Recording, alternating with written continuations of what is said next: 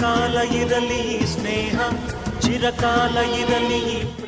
ನಮಸ್ಕಾರ ವೀಕ್ಷಕರೇ, ನೀವು ನೋಡ್ತಾ ಇದ್ದೀರಾ ಗ್ಯಾರಂಟಿ ನ್ಯೂಸ್. ನಾನು ರಾಮ್ ಬಡ್ಗೇರ್. ಅವರಿಬ್ರು ಒಂದೇ ಜೀವ, ಎರಡು ಆತ್ಮದಂತಿದ್ದವರು. ಸ್ನೇಹಕ್ಕೆ ಸ್ನೇಹ, ಪ್ರೀತಿಗೆ ಪ್ರೀತಿ, ಜೀವಕ್ಕೆ ಜೀವ ಅಂತ ಇದ್ದವರು.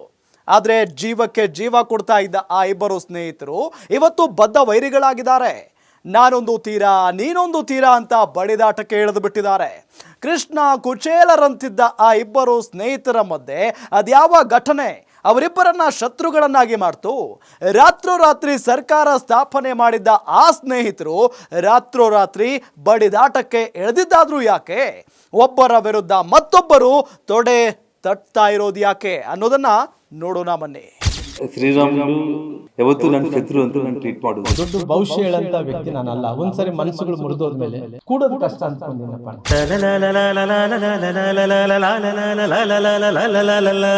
ಬಳ್ಳಾರಿ ಬುಲ್ಲೋಡು ಮತ್ತು ಗಣಿ ದಾಣಿ ಗಾಲಿ ಜನಾರ್ದನ ರೆಡ್ಡಿ ಅಂದ್ರೆ ಸಾಕು, ಒಂದೇ ಜೀವ ಎರಡು ಆತ್ಮ ಬಿಡಿ ಅವರಿಬ್ಬರು ಅಂತಿದ್ರು. ಕೃಷ್ಣ ಕುಚೇಲರ್ ಅಂತಿದ್ದ ಅವರಿಬ್ಬರು ಕಷ್ಟ ಸುಖ ನೋವು ನಲುವಿನಲ್ಲೂ ಒಂದಾಗಿದ್ರು. ಆ ಇಬ್ಬರು ಸ್ನೇಹಿತರು ಇಂದು ಮಾತ್ರ ಕೈ ಕೈ ಮಿಲಾಯಿಸಿ ಬಡಿದಾಟಕ್ಕೆ ಇಳಿದಿದ್ದಾರೆ.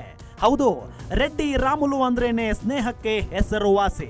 ಕಷ್ಟ ಸುಖ ಇದ್ರೂ ಹೋರಾಟ ಮಾಡ್ತಾನೆ ಬಂದ ಶ್ರೀರಾಮುಲು ಗಾಲಿ ರೆಡ್ಡಿ ಇಂದು ತಮ್ಮ 35 ವರ್ಷಕ್ಕೂ ಹೆಚ್ಚಿನ ಫ್ರೆಂಡ್ಶಿಪ್ ಎಂಡ್ ಅಂತಿದ್ದಾರೆ.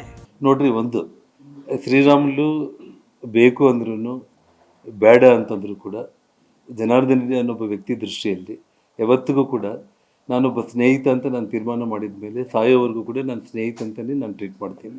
ಯಾವತ್ತೂ ನನ್ನ ಶತ್ರು ಅಂತ ನಾನು ಟ್ರೀಟ್ ಮಾಡೋದಿಲ್ಲ. ಬಟ್ ಆದರೆ ಒಂದು ವಿಪರ್ಯಾಸ ಅಂದರೆ ಶತ್ರುಗಳ ಜೊತೆಯಲ್ಲಿ ಕೈ ಜೋಡಿಸಿ ಇವತ್ತು ನೋಡಿ, ಈಗಾಗಲೇ ಇಡೀ ಬಳ್ಳಾರಿಯಲ್ಲಿ ಒಂದು ದೊಡ್ಡ ಸುದ್ದಿ ಹಬ್ಬಿದೆ. ಇವತ್ತು ಕಳೆದ ಒಂದು ಸುಮಾರು ತಿಂಗಳಿಂದ ನಾನು ಪಕ್ಷ ಬಿಡ್ತೀನಿ ಅನ್ನೋ ಮಾತು ಭಾಳ ತಪ್ಪು. ಅವ್ರು ನಿನ್ನೆ ಮಾತಾಡಿದ್ದು ಬಿಡಬೇಕು ಬಿಡಬಾರ್ದು ಅನ್ನೋದು ಅದು ಅವ್ರ ವೈಯಕ್ತಿಕ, ಅದನ್ನು ಯಾರೂ ಮಾತಾಡಲಿಕ್ಕಾಗಲ್ಲ.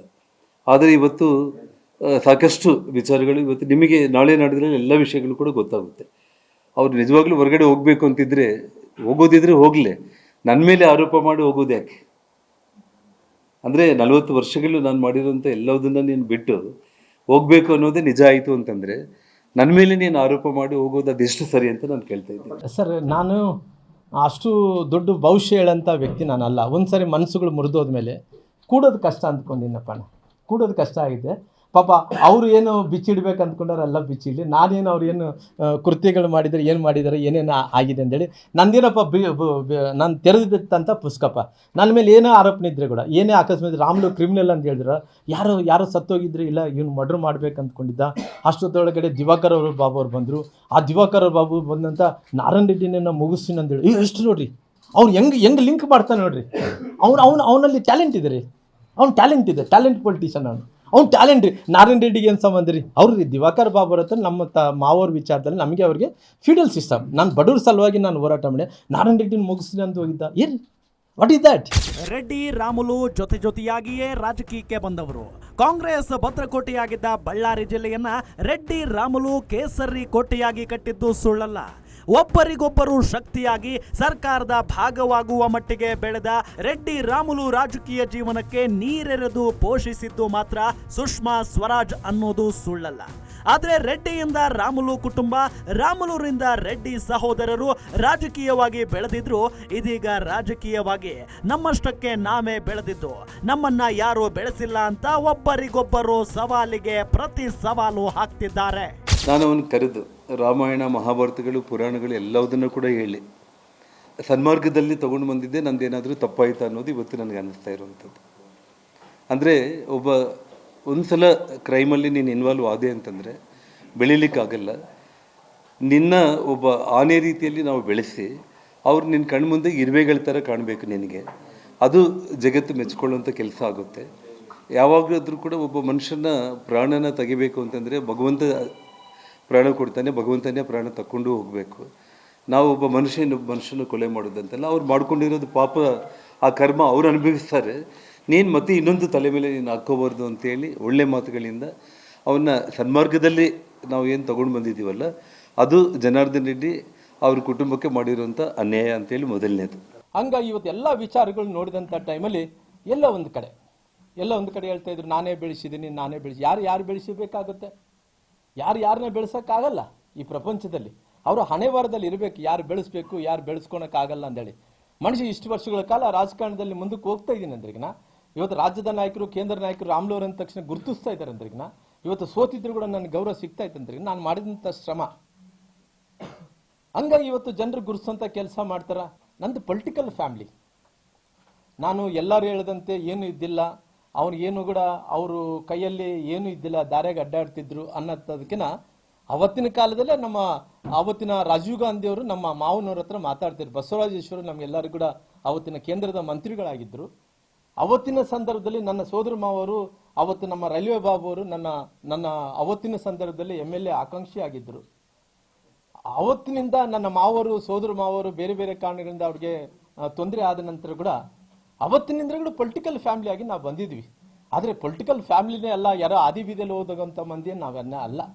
ನಮ್ಮ ರಕ್ತದಲ್ಲಿ ಕೂಡ ಪೊಲಿಟಿಕಲ್ ಫ್ಯಾಮಿಲಿ. ನಮ್ಮ ಮಾವೂರಿನಿಂದ ನಮ್ಮ ಅಜ್ಜಿಯವರಿಂದ ಕೂಡ ನಾವು ರಾಜಕಾರಣದಲ್ಲಿ ಮುಂದುವರಿಸ್ಕೊಂತ ಬಂದಿದ್ವಿ. ರೆಡ್ಡಿ ರಾಮುಲು ಸ್ನೇಹ ಕಂಡು ಕೆಲವರು ಹುಳಿ ಹಿಂಡಲು ಯತ್ನಿಸಿದ್ರು, ರಾಜಕೀಯವಾಗಿ ಮುಗಿಸಲು ತಂತ್ರ ಹೆಣೆದ್ರು. ಇಬ್ಬರ ಮಧ್ಯೆ ಇದ್ದ ಸ್ನೇಹದಲ್ಲಿ ಕೂದಲೆಳೆಯಷ್ಟು ಬಿರುಕು ಮೂಡಲಿಲ್ಲ. ಅಷ್ಟೊಂದು ಆಪ್ತತೆ, ವಿಶ್ವಾಸ, ಸ್ನೇಹ ಇಬ್ಬರ ಮಧ್ಯೆ ಇದ್ದಿದ್ದು ಸುಳ್ಳಲ್ಲ. ಆದ್ರೆ ಅಕ್ರಮ ಗಣಿಗಾರಿಕೆ, ರಿಯಲ್ ಎಸ್ಟೇಟ್ ವ್ಯವಹಾರದಿಂದ ಆರಂಭ ಆದ ವೈಮನಸ್ಸು ಇದೀಗ ಇಬ್ಬರ ಮಧ್ಯೆ ಸಾಕಷ್ಟು ದೊಡ್ಡ ಕಂದಕವನ್ನೇ ಸೃಷ್ಟಿಸಿದೆ. ರೆಡ್ಡಿಗಾರು ಅಕ್ರಮ ಗಣಿಗಾರಿಕೆ ವಿಚಾರದಲ್ಲಿ ಜೈಲು ಸೇರಿದ ವೇಳೆ ರಾಮುಲು ಜೊತೆ ಆರಂಭ ಆದ ವೈಮನಸ್ಸು ರಾಜಕೀಯವಾಗಿ ಹಣಕಾಸು ವ್ಯವಹಾರದ ಜೊತೆಗೆ ದ್ರೋಹದ ಬಗ್ಗೆ ಆಪ್ತ ಸ್ನೇಹಿತರು ಬಹಿರಂಗವಾಗಿಯೇ ಸವಾಲೆಸೆಯುತ್ತಿದ್ದಾರೆ. ಮೊಳಕಾಲ್ಮೂರು ಕಾನ್ಸ್ಟಿಟ್ಯೂನ್ಸಿನ ಶ್ರೀರಾಮುಲು ಅವರು ಸೆಲೆಕ್ಟ್ ಮಾಡಿಕೊಂಡಾಗ, ಯಾಕೆಂದರೆ ನಾನು ಬಳ್ಳಾರಿ ಜಿಲ್ಲೆಗೆ ಹೋಗೋಂಗಿಲ್ಲ, ಸೊ ಚಿತ್ರದುರ್ಗದ ಮೊಳಕಾಲ್ಮೂರಲ್ಲಿ ಸೆಲೆಕ್ಟ್ ಮಾಡಿಕೊಂಡು ನನ್ನ ಸಹಾಯ ತಗೋಬೋದನ್ನೋ ಒಂದು ಕಾರಣಕ್ಕೆ ತಗೊಂಡ್ರು. ಆದರೆ ನನಗೆ ಪಕ್ಷದ ನಾಯಕರುಗಳು, ಪಕ್ಷದಲ್ಲಿ ನನಗೆ ಸುಮಾರು, ಅಂದರೆ ನನ್ನ ಪಾರ್ಟಿಯಲ್ಲಿ ಇರದೇ ಇರುವಂಥ ಸಂದರ್ಭ ಮತ್ತು ನಿಮಗೆಲ್ಲ ಆ ಸಂದರ್ಭದಲ್ಲಿ ನನ್ನ ಪಾರ್ಟಿಯಲ್ಲಿ ಇನ್ವಾಲ್ವ್ ಮಾಡ್ಕೊಳ್ಳೋದಕ್ಕೆ ಆಗಲಿಲ್ಲ. ಆ ಸಂದರ್ಭದಲ್ಲಿ ಇವನಿಗೆ ಬಾದಾಮಿ ಟಿಕೆಟ್ ಕೂಡ ಕೊಟ್ಟರು. ಕೊಟ್ಟಾದ ನಂತರ ಮೊಳಕಾಲ್ಮೂರಲ್ಲಿ ತಾನು ತನ್ನ ಹೆಂಡತಿ ಜೊತೆಯಲ್ಲಿ, ಕುಟುಂಬದ ಜೊತೆಯಲ್ಲಿ ಮೊಳಕಾಲ್ಮೂರು ನಾಯಕನಹಟ್ಟಿ ತಿಪ್ಪೇಸ್ವಾಮಿ ದರ್ಶನಕ್ಕಂತ ಹೋದಾಗ ಅಲ್ಲಿ ತಿಪ್ಪೇಸ್ವಾಮಿ ಅನ್ನುವಂಥ ಒಬ್ಬ ವ್ಯಕ್ತಿ, ಆಲ್ರೆಡಿ ಸಿಟ್ಟಿಂಗ್ MLA ಆಗಿದ್ದಂಥವ್ರು, ತನಗೆ BJP ಟಿಕೆಟ್ ಮಿಸ್ ಮಾಡಿ ಶ್ರೀರಾಮುಲು ಇಲ್ಲಿಗೆ ಬಂದು ಕಂಟೆಸ್ಟ್ ಮಾಡ್ತಾ ಇದ್ದಾರೆ ಅಂತೇಳಿ ಚಪ್ಪಲಿಗಳು, ಕಲ್ಲು, ಪೊರಿಕೆ ಎಷ್ಟೆಲ್ಲ ಇದ್ದಾವೆ ಅಷ್ಟೆಲ್ಲ ತಗೊಂಡು ಅವ್ರ ಮೇಲೆ ದಾಳಿ ಮಾಡಿದಾಗ 300 ಮಂದಿ ಪೊಲೀಸರಿದ್ದರೂ ಕೂಡ ರಕ್ಷಣೆ ಮಾಡಲಿಕ್ಕೆ ಆಗಲಿಲ್ಲ. ಇವ್ರ ಕಾರೆಲ್ಲ ಪುಡಿ ಮಾಡಿ ಇಡೀ ಎಲ್ಲ TV ಚಾನೆಲ್ಗಳಲ್ಲಿ ಅವತ್ತು ಆ ಸುದ್ದಿ ಬಿಟ್ಟರೆ ಬೇರೆ ಸುದ್ದಿನೇ ಇದ್ದಿಲ್ಲ. ಅದು ನೋಡಿದ ತಕ್ಷಣ ನನಗೆ ತಡ್ಕೊಳ್ಳೋಕೆ ಆಗಲಿಲ್ಲ. ಅಂದರೆ ಬಟ್ಟೆಗಳು, ಲಗೇಜ್ ಎಲ್ಲ ನೀವು ತಗೊಂಡು ಬರ್ರಿ ಅಂತೇಳಿ ಹಾಗೆ ಹೋಗಿ ಕಾರಲ್ಲಿ ಕೂತ್ಕೊಂಡು ಮ್ಯಾಕ್ಸಿಮಮ್ ಒಂದು 3 ತಾಸಲ್ಲಿ ನಾನು ಹೋಗಿ ಅದೇ ಮೊಳಕಾಲ್ಮೂರಿಗೆ ನಾನು ರೀಚ್ ಆದೆ. ನಾನು ರೀಚ್ ಆಗಿ ಅವನಿಗೋಸ್ಕರ ನಾನು ಏನು ಪ್ರಚಾರ ಮಾಡಿ ಕೇವಲ ನಾಮಿನೇಷನ್ ಹಾಕಿ ಹೋದಷ್ಟೆ. ನಾಮಿನೇಷನ್ ಹಾಕಿ ಹೋದ್ಮೇಲೆ ಸರ್ಟಿಫಿಕೇಟ್ ತಗೊಳ್ಳೋದಕ್ಕೆ ಚಿತ್ರದುರ್ಗಕ್ಕೆ ಬಂದಿದ್ದಷ್ಟೆ. 45,000 ಮತಗಳ ಅಂತರದಲ್ಲಿ ನಾನು ಗೆಲ್ಲಿಸಿದ್ದು ಮಾಡಿರುವಂಥ ಇನ್ನೊಂದು ದ್ರೋಹ ಶ್ರೀರಾಮುಲುಗೆ.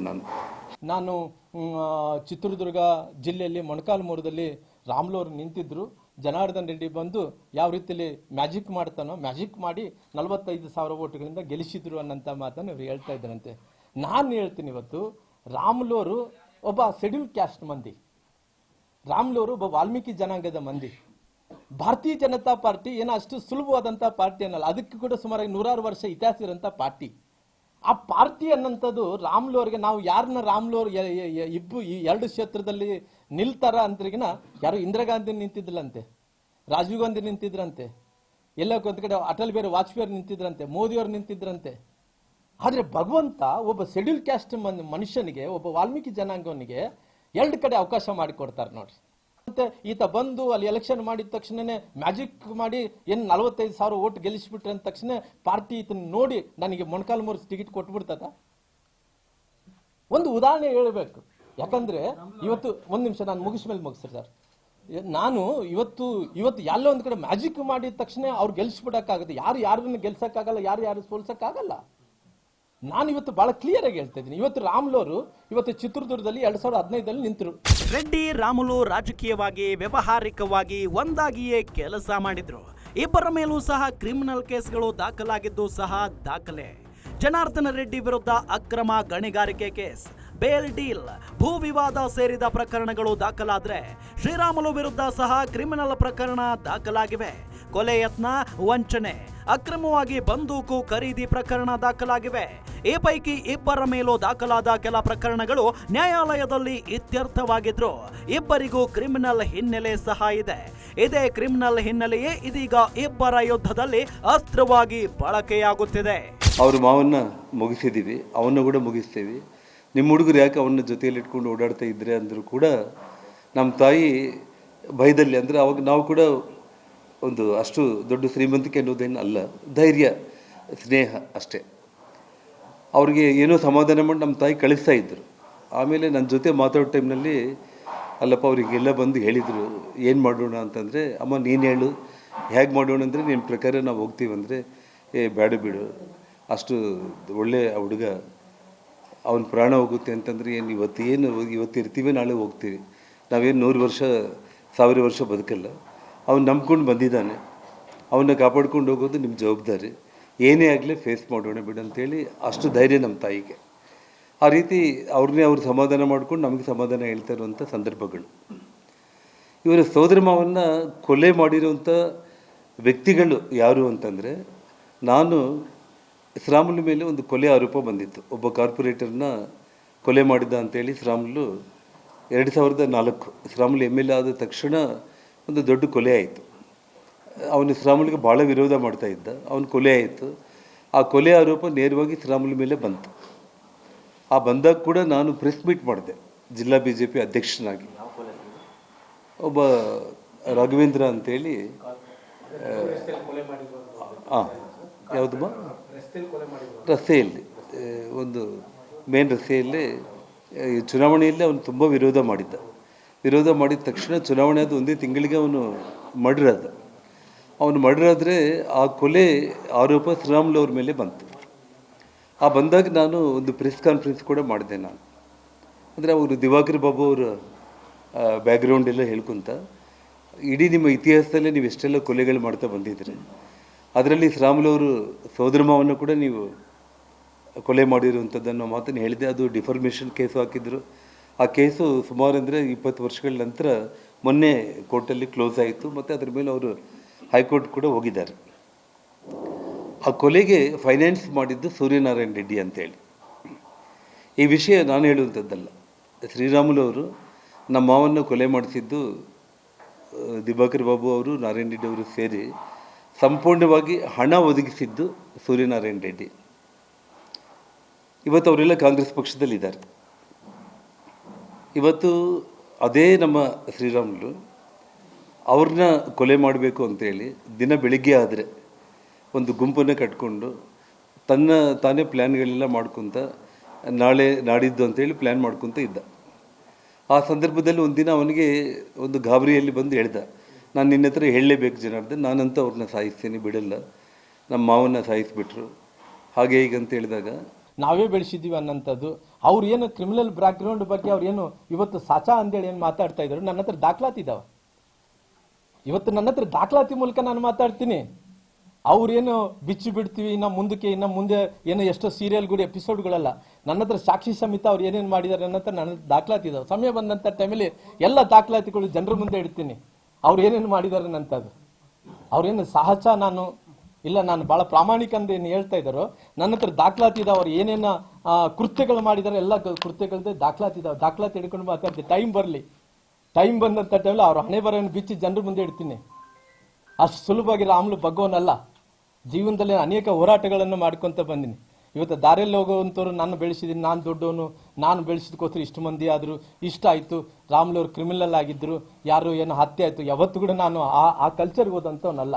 ಬಳ್ಳಾರಿ ಬುಲ್ಲೋಡೋ ಶ್ರೀರಾಮುಲು ಗಣಿದಣಿ ಗಾಲಿ ಜನಾರ್ದನ ರೆಡ್ಡಿ ಜೊತೆಗೆ ರಾಜಕೀಯವಾಗಿ ಬೆಳೆದ್ರು. ಇದೀಗ ರಾಜಕೀಯ ವಿಚಾರವಾಗಿ ಬಡಿದಾಡಿಕೊಳ್ಳುತ್ತಿದ್ದಾರೆ. ರಾಮುಲು ನನ್ನ ಬೆಳೆಸಿದ್ದು ನಾನು ಅಂತ ರೆಡ್ಡಿ ಅಂತಿದ್ರೆ, ನನ್ನಿಂದ ರೆಡ್ಡಿ ಬೆಳೆದಿದ್ದು ಅಂತ ರಾಮುಲು ಸವಾಲಿಗೆ ಪ್ರತಿ ಸವಾಲು ಹಾಕ್ತಿದ್ದಾರೆ. ಅಲ್ಲದೆ ನಾನೆಲ್ಲೂ ಹೋಗಲ್ಲ, ಗೋಡ ಹೈ ಮೈದಾನ ಹೈ ಎನ್ನುತ್ತಲೇ ಬಳ್ಳಾರಿಯಲ್ಲಿದ್ದುಕೊಂಡೇ ರೆಡ್ಡಿಯನ್ನ ಎದುರಿಸುತ್ತೇನೆ ಅನ್ನೋ ಸವಾಲನ್ನ ಶ್ರೀರಾಮುಲು ಎಸೆದಿದ್ದಾರೆ. ರಾಮುಲು ಸವಾಲಿಗೆ ರೆಡ್ಡಿ ಸಹ ಪ್ರತಿದಾಳ ಉರುಳಿಸಿದ್ದು, ಶ್ರೀರಾಮುಲು ವಿರುದ್ಧ ರೆಡ್ಡಿ ಹೈಕಮಾಂಡ್ ಅಂಗಳಕ್ಕೆ ದೂರು ಸಲ್ಲಿಸಿದ್ದಾರೆ.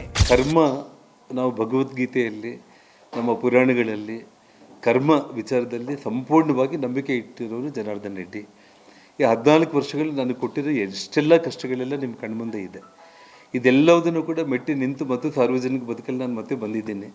ನನ್ನ ಕಣ್ಮುಂದೆನೇ ನನಗೆ ತೊಂದರೆ ಕೊಟ್ಟಿರೋರಿಗೆಲ್ಲ ಏನೇನು ಆಗ್ತಾ ಇದೆ ಅನ್ನೋದು ನಿಮ್ಮ ಕಣ್ಮುಂದೆ ಕೂಡ ಇದೆ. ಹಾಗಾಗಿ ಕರ್ಮ ಯಾರನ್ನು ಕೂಡ, ನಾನೇ ಆಗಲಿ ಇನ್ನೊಬ್ಬರಾಗಲಿ ಯಾರನ್ನು ಕೂಡ ಕರ್ಮ ಅನ್ನೋದು ಬಿಡೋ ಪ್ರಶ್ನೆನೇ ಇಲ್ಲ. ಹಾಗಾಗಿ ಕರ್ಮ ಭಗವಂತ ಇಬ್ಬರಲ್ಲಿ ನಾನು ನಂಬಿರೋ ಕಾರಣ ಎಲ್ಲ ವಿಚಾರಗಳನ್ನ ನಾನು ಭಗವಂತನಿಗೆ ಬಿಡ್ತೇನೆ ಮತ್ತು ನಮ್ಮ ಭಾರತೀಯ ಜನತಾ ಪಕ್ಷದ ನಾಯಕರುಗಳಿಗೆ ಬಿಡ್ತೇನೆ. ನಿರ್ಧಾರ ಬದಲಾವಣೆ ಇಲ್ಲಪ್ಪ, ಹಂಗೆ ನಿಲ್ದ ಪಾಪ ಅಲ್ಲೆಲ್ಲ ಕಾಯ್ತಿದ್ದಾರೆ. ನನಗೆ ಭಾಳ ಮಂದಿ ಅಲ್ರಿ ರಾಮ್ಲವ್ರನ್ನ ಯಾವತ್ತು ಕೂಡ್ಲಿ ಜನರು ಬಿಟ್ಟು ಕೊಟ್ಟಿಲ್ಲ, ಇವತ್ತು ಯಾಕೆ ಬಿಟ್ಟು ಕೊಡ್ತಾರೆ? ಇರ್ಲಿ ಬಿಡ, ನಂದು ಹಳೆ ಜಿಲ್ಲೆ ಅಲ್ಲಪ್ಪ. ಅಪ್ಪ ಡಿವೈಡ್ ಆಗಿದ್ದೆ ಯಾವಾಗಪ್ಪ? ನಂದು ಪಾರ್ಲಿಮೆಂಟ್ ಕ್ಷೇತ್ರಪ್ಪಣ. ಹಂಗಲ್ಲಪ್ಪ, ಪಾರ್ಲಿಮೆಂಟ್ ಕ್ಷೇತ್ರ ಲೆಕ್ಕ ಮಾಡಪ್ಪಣ. ಅಪ್ಪ 3 ವರ್ಷ ಇಲ್ಲ ಹೇಳಕ್ಕಾಗಲ್ಲ. ಈಗ ನಾಳೆ ಕಾಂಗ್ರೆಸ್ ಏನಾದ್ರು ಸ್ಪ್ಲಿಟ್ ಆದ್ರೆ ಆಯ್ತಣ್ಣ, ನಿನ್ನ ಭವಿಷ್ಯ ಹೇಳಿದ ಪ್ರಕಾರ ನಡಿ, ನೋಡೋಣ ಆಮೇಲೆ ನೋಡೋಣ. ನಾನು ನಿಲ್ಲಿ ಎಲ್ಲ ಹೇಳಿರಲ್ಲಪ್ಪ, ಮತ್ತೆ ನಿಲ್ವಪ್ಪಣ. ಅಪ್ಪ ಎಲ್ಲರೂ ಕೂಡ ಹಿಂಗೆ ಸ್ವಲ್ಪ ರೆಬಲ್ ಆಗಿ ಮಾತಾಡಿದ್ರೆ ಹಿಂಗೆ ಸುದ್ದಿಗಳು ಹಬ್ಸೋದು ಸಹಜ ನೋಡಪ್ಪ. ರಾಮ್ಲವ್ರು ಏನೋ ಮಾತಾಡ್ಯಾರ ಅಂತ ತಕ್ಷಣ ಈ ರಾಮ್ಲವ್ರು ಮಾತಾಡೋದೇ ಕಷ್ಟ. ನಾನು ಮಾತಾಡೋದೇ ಕಷ್ಟ. ಮಾತಾಡಿನಂದ್ರೆ ಏನೋ ಒಂದು ಕಡೆ ಮನಸ್ಸಲ್ಲಿ ಇರುತ್ತೆ ಅಂತೇಳಿ. ಒಂದೇ ಜೀವ ಎರಡು ಆತ್ಮದಂತಿದ್ದ ರೆಡ್ಡಿ ರಾಮುಲು ಸ್ನೇಹ ಇದೀಗ ಕೊನೆಗೊಂಡಿದೆ. ಒಂದೇ ಊರಿನಲ್ಲಿ ಒಂದೇ ಪಕ್ಷದಲ್ಲಿರುವ ರೆಡ್ಡಿ ರಾಮುಲು ರಾಜಕೀಯ ಯುದ್ಧ ಅದ್ಯಾವ ಮಟ್ಟಿಗೆ ಹೋಗಿ ನಿಲ್ಲುತ್ತೆ ಅನ್ನೋದು ಊಹೆಗೆ ನಿಲುಕದ ಮಾತಾಗಿದೆ. ಇದಕ್ಕೆ ಅಲ್ವೇ ರಾಜಕೀಯದಲ್ಲಿ ಯಾರು ಶತ್ರುಗಳಲ್ಲ, ಯಾರು ಪರಮ ಮಿತ್ರರಲ್ಲ ಅನ್ನೋದು. ಇದಾಗಿತ್ತು ಇವತ್ತಿನ ವಿಶೇಷ. ಇನ್ನಷ್ಟು ಸುದ್ದಿಗಳಿಗೆ ನೋಡ್ತಾ ಇರಿ ಗ್ಯಾರಂಟಿ ನ್ಯೂಸ್. ಸುದ್ದಿ ಖಚಿತ, ನ್ಯಾಯ ನಿಶ್ಚಿತ. ಗ್ಯಾರಂಟಿ ನ್ಯೂಸ್, ಸುದ್ದಿ ಖಚಿತ, ನ್ಯಾಯ ನಿಶ್ಚಿತ.